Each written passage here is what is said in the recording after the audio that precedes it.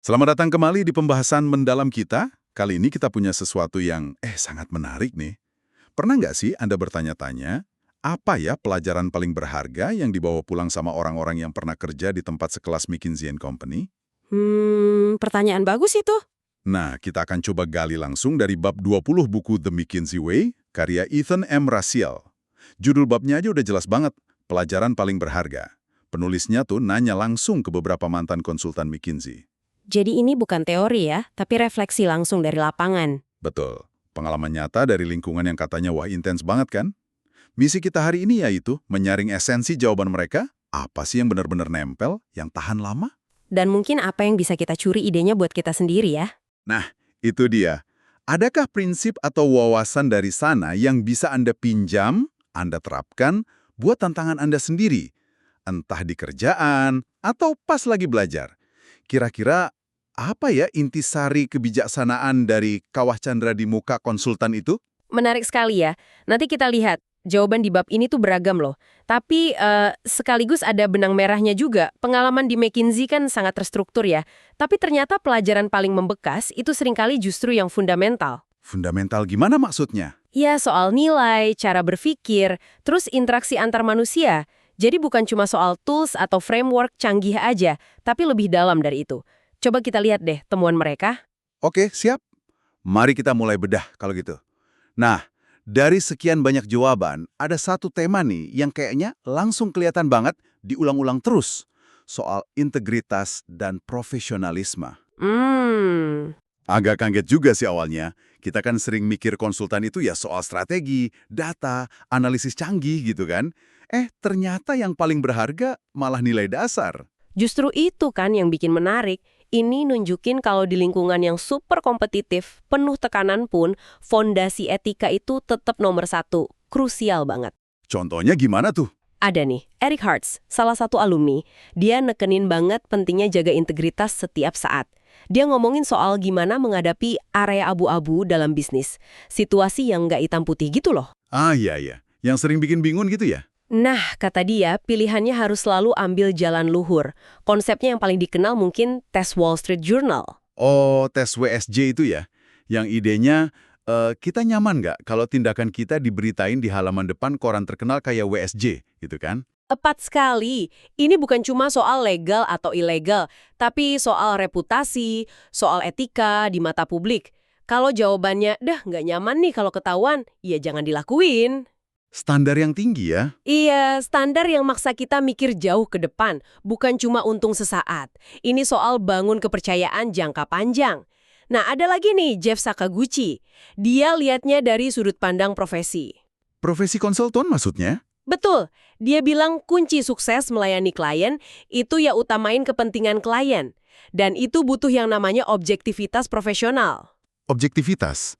Berarti harus berani bilang apa adanya ya? Walaupun mungkin klien nggak suka dengarnya? Persis, objektivitas itu ngasih kita kekuatan buat tetap teguh.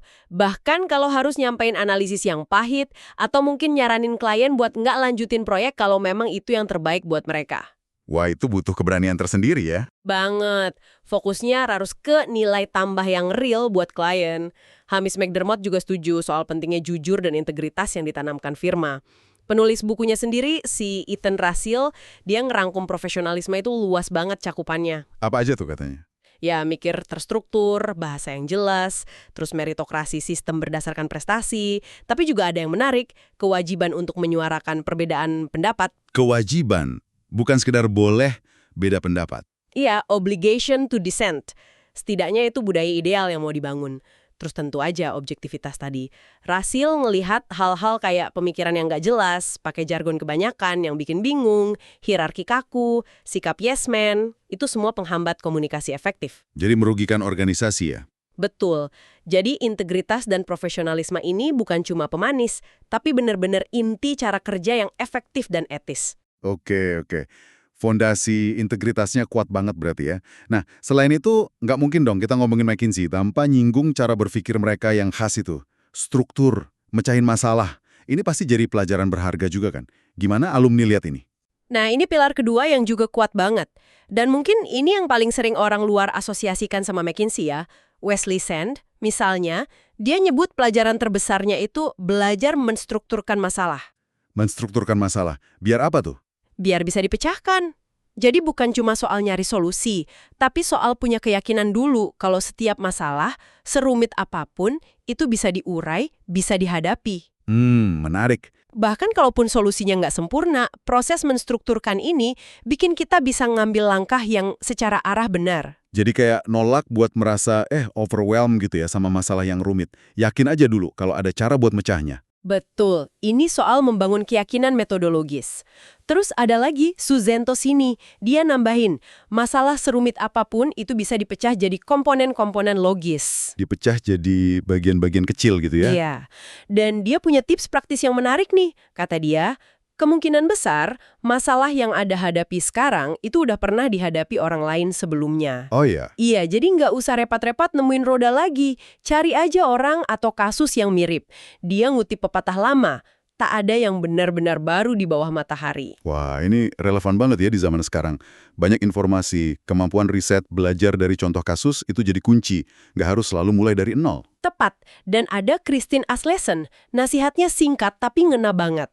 Kalau lagi hadapin situasi yang kayaknya kacau, nggak jelas bentuknya, dia pakai istilah amorf, tugas pertama kita itu menerapkan struktur padanya. Memaksakan kerangka logis gitu ya. Betul.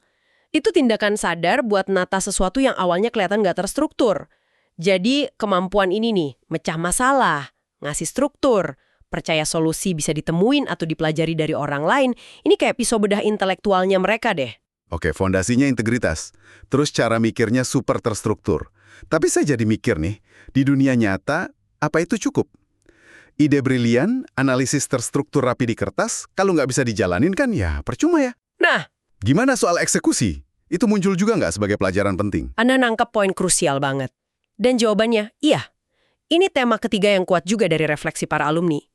Ada mantan engagement manager, itu kayak pemimpin tim proyek ya, dari kantor New York. Dia bilang terang-terangan, eksekusi dan implementasi itu kunci. Kunci ya? Bukan cuma analisis. Betul. Laporan tebay yang bagus, yang sering disebut blue book itu, nggak ada artinya kalau nggak ada tindak lanjut nyata. Fokusnya harus ke menyelesaikan pekerjaan, getting things done. Wah, ini kayak tamparan pengingat ya.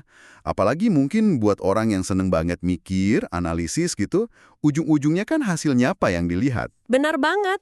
Terus ada lagi mantan associate, ini posisi konsultan junior juga dari New York. Nasihatnya lebih nusuk lagi. Jangan takut pada produk akhir, hasilkan produk akhir tersebut. Hasilkan, jangan cuma ngomongin ya. Iya, ini dorongan buat orientasi ke hasil konkret, bukan cuma proses atau analisis di tengah jalan. Ini nyimbangin sisi intelektual kerjaan konsultan sama kebutuhan praktis dunia bisnis yang nuntut hasil. Jadi, pelajaran ini soal nerjemahin pikiran jadi tindakan nyata, jadi dampak.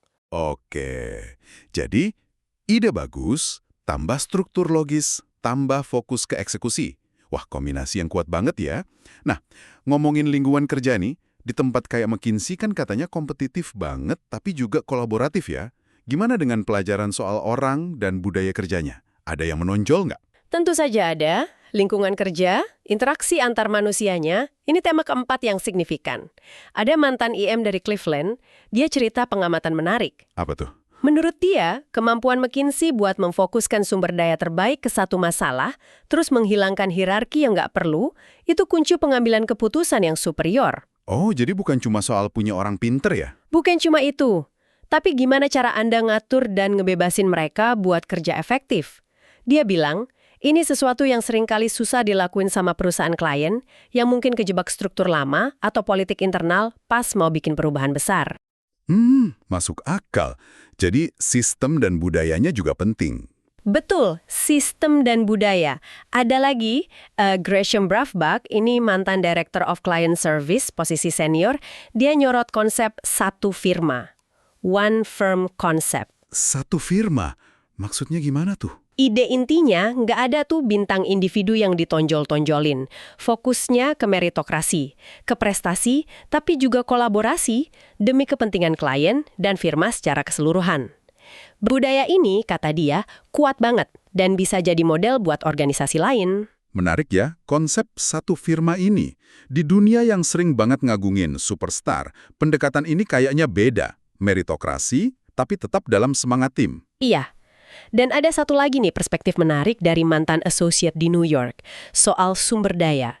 Dia bilang gini, lebih baik dikelilingi orang-orang pintar daripada punya anggaran besar. Wah, Orang pintar bakal bawa Anda ke tujuan lebih cepat. Ini penekanan kuat banget ke nilai modal intelektual, kualitas tim, di atas sekedar duit.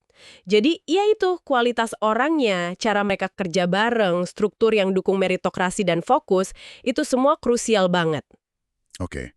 Semua pelajaran ini, integritas, struktur, eksekusi, orang, kedengarannya ngebentuk banget ya cara kerja profesional seseorang. Tapi gimana sama dampak ke diri pribadi? Pengalaman seintens itu kan pasti ninggalin jejak personal juga ya. Ada nggak pelajaran soal pertumbuhan diri yang mereka bagi?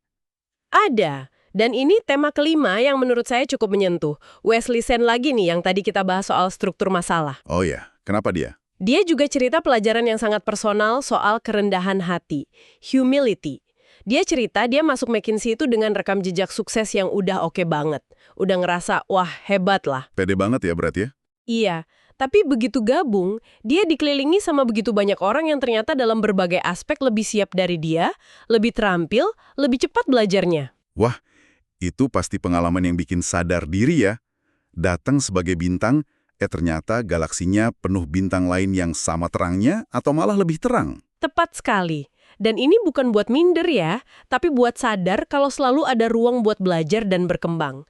Nggak peduli seberapa banyak pencapaian kita sebelumnya. Lingkungan yang penuh talenta itu secara alami kayaknya emang mendorong kerendahan hati intelektual. Kemauan buat terus belajar, ini jadi fondasi penting buat pertumbuhan jangka panjang, biar nggak cepat puas. Pelajaran kerendahan hati ini kayaknya relevan di mana aja ya, nggak cuma di McKinsey. Jadi pengingat kalau proses belajar itu ya nggak pernah selesai. Benar. Harga yang positif, yang membangun. Tapi dalam setiap pengalaman kan pasti ada spektrumnya ya. Ada satu kutipan di bab ini yang nadanya agak beda, lebih sinis gitu. Anda pasti ngerujuk ke komentar singkat dari mantan associate di London itu ya? Iya, yang itu. Yang cuma bilang, saya rasa apapun yang saya katakan akan terlalu sinis. Pendek banget, tapi kok ya ngena gitu. Gimana kita bacanya itu? Iya, itu pengingat penting sih. Bahwa pengalaman di lingkungan yang tekanannya tinggi kayak McKinsey itu nggak selalu positif buat semua orang. Kan intensitasnya, tuntutan kerjanya, budayanya yang sangat spesifik. Bisa jadi nggak cocok ya buat sebagian orang? Betul. Bisa jadi sangat menantang dan mungkin nggak pas sama tipe kepribadian atau prioritas hidup seseorang. Komentar sinis itu kayaknya nyiratin kalau mungkin ada sisi lain dari pengalaman itu yang kurang enak buat dia. Tapi justru bikin jujur ya. Nah, itu dia. Justru adanya komentar ini bikin gambaran di bab 20 jadi kerasa lebih jujur. Ngakuin kalau nggak semua orang keluar dari sana dengan perasaan yang sama persis. Dan menariknya ya, bahkan dari pengalaman yang mungkin dirasa negatif pun, pelajaran tetap bisa dipetik. Walaupun mungkin nggak diungkapin secara positif ya. Oke, jadi setelah dengar semua ini, integritas jadi kompas, kekuatan struktur berpikir, keharusan buat bertindak dan menghasilkan, nilai tim hebat dan budaya meritokrasi, plus pertumbuhan lewat kerendahan hati, apa ya rangkuman atau benang merah utama yang bisa kita tawarkan buat Anda, pendengar kami, dari bab 20 ini? Benang merahnya itu menurut saya perpaduan antara prinsip dasar sama praktek yang disiplin.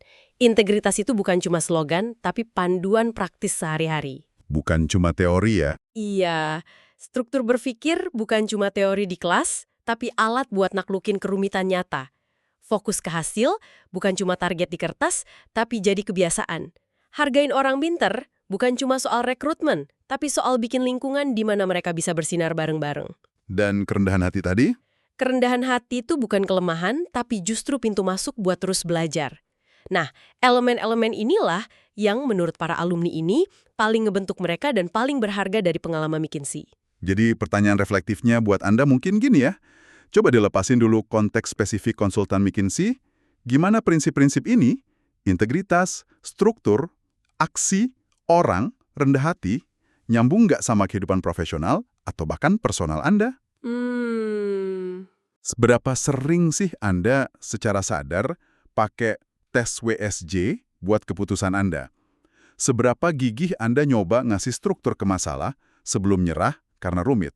Seberapa fokus Anda buat nyelesain kerjaan, bukan cuma ngomongin kerjaan? Pertanyaan bagus itu.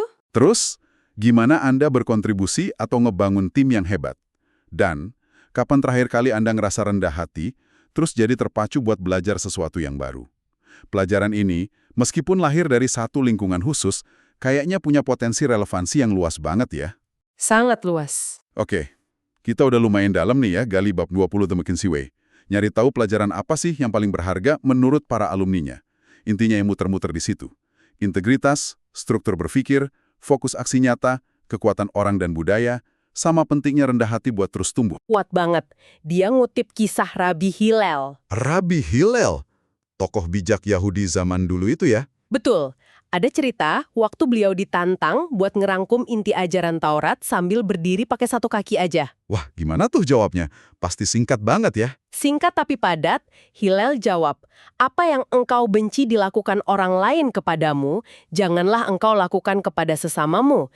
Itulah seluruh Taurat. Sisanya adalah penjelasannya. Pergi dan belajarlah." Wow, prinsip emas etika ya. Fundamental banget. Dirangkum sesingkat itu. Terus, gimana Rasil ngadaptasinya buat konteks McKinsey? Nah, Rasil ngerumusinnya jadi gini. Pemikiran berbasis fakta dan terstruktur yang dikombinasikan dengan integritas profesional akan membawa Anda menuju tujuan bisnis Anda. Sisanya adalah turunan dari itu. Pergi dan belajarlah. Jadi itu esensi The McKinsey Way versi dia ya? Iya, upaya dia buat nangkep intisarinya dalam satu kalimat. Mirip kayak Hillel tadi. Dan ini ngebawa kita ke pertanyaan penutup nih buat Anda renungkan. Apa tuh? Setelah Anda nyerap semua metode, teknik, rangka kerja, apapun itu yang mungkin Anda temui dalam perjalanan karir atau studi Anda, apa sih sebenarnya intisari pelajaran versi Anda sendiri? Prinsip fundamental apa, mungkin cuma satu atau dua yang benar-benar jadi kompas Anda? Kompas buat apa? Ya buat hadapi tantangan, mecahin masalah, interaksi sama dunia. Apa ajaran inti Anda yang bisa Anda sampaikan sambil berdiri pakai satu kaki? Wah, pertanyaan reflektif yang dalam banget tuh buat dibawa pulang. Oke deh, terima kasih banyak sudah menyimak pembahasan mendalam kita kali ini. Sampai ketemu di kesempatan berikutnya ya.